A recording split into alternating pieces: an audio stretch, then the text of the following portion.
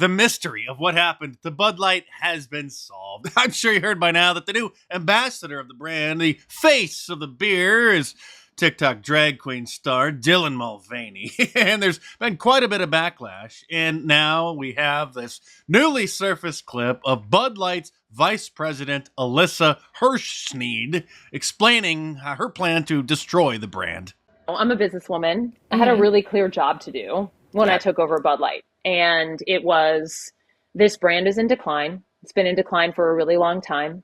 And if we do not attract young drinkers to come and drink this brand, there will be no future for Bud Light. So I had this super clear mandate. It's like, we need to evolve and elevate this incredibly iconic brand. And what I brought to that was the biggest marketing mistake in decades. The dumbest decision of any major brand since New Coke, when Coca-Cola decided to change their formula and everybody hated the new taste, and so they reverted back to their regular formula.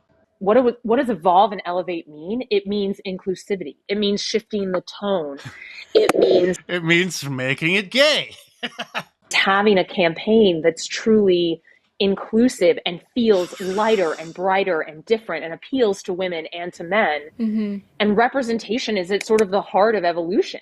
Representation, all those buzzwords she learned in her communist college classes. You've got to see people who reflect you in the work. And we had this hangover. I mean, Bud Light had been kind of a brand of fratty, kind of out of touch humor and funny humor. I'll show you some of the old commercials from the 90s in just a moment.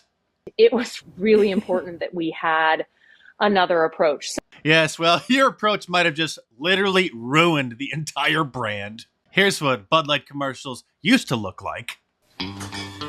Hey, the guys are coming over to watch the game. Aren't you worried about them drinking all the Bud Light? Not to worry. Look what I had installed. Yeah. A secret revolving wall. Dude, you're a genius. Guys, hurry up! The magic fridge is back! Refreshingly smooth.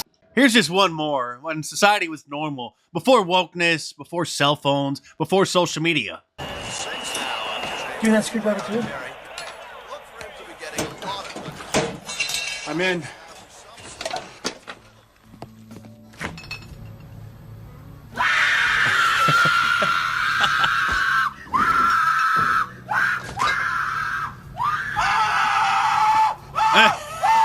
With a great taste that won't fill you up and never lets you down.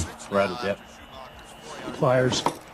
And now Bud Light commercials are like this. Bud Light Party here to discuss equal pay. Women don't get paid as much as men, and that is wrong. And we have to pay more for the same stuff. What? Yes, that's Amy Schumer and Seth Rogen in an actual Bud Light commercial. This is not a parody. A beer commercial promoting the feminist myth that women don't get paid as much as men for doing the same job. Imagine thinking that that would be a good message to put in a beer commercial. What? Yeah, cars. What? Dry cleaning. What? Shampoo. What? You pay more but get paid less? That is double wrong. I'm calling everyone I know, and I'm telling them about this. This has got to stop. Bud Light proudly supports equal pay. That's why Bud Light costs the same no matter if you're a dude or a lady. Yeah, Mom, you have to pay more for a car than Dad. No one treats my mom like this. It's amazing the brand survived that, because it backfired so bad, not just from promoting feminist propaganda and having two unfunny supposed comedians to do it, but people started wondering, well, does Bud Light actually support equal pay for women? And started requesting the financial data of the women employees versus the male employees at the company. And so they declined to release that data and then pulled the commercial from air and deleted it from their YouTube channel. But if the thought of Bud Light at this point doesn't make you sick, then, well, you better head for the bathroom. The Bud Light Party here celebrating Steve and Greg's wedding. Gay weddings, they're just like any wedding. You've got cringeworthy speeches. Everybody's attention, please. Bud Light proudly supports everyone's right to marry whoever they want. To the groom! And the groom. How could anybody drink Bud Light after this? If you are still drinking Bud Light at this point, I guarantee you're doing it at a gay bar. Over 30 years ago, when Saturday Night Live was actually funny, and when we had great comedians in this country like Chris Farley, they aired this parody beer commercial for a fake gay branded beer called Schmidt's Gay. But since society is so backwards and upside down today, this could actually be a real commercial. There's no difference between this parody and a modern Bud Light commercial. We should make an example out of Bud Light. Keep up the boycotts, keep up the tweets, keep up the Facebook posts, but we should also do things the old-fashioned way and call the 1-800 customer service number that's printed on every can. This is the same tactic that we should be using with members of Congress, because it's extremely easy for them to just not read their tweets, but if you ring their phone off the hook all day for a week or 2 weeks straight in their office so that they can't get any work done, and every time they answer the phone, it's somebody giving them a piece of their mind, and they have to keep answering the phone because it could be, an important phone call. It could be another member of Congress trying to get in touch with them, calling their secretary.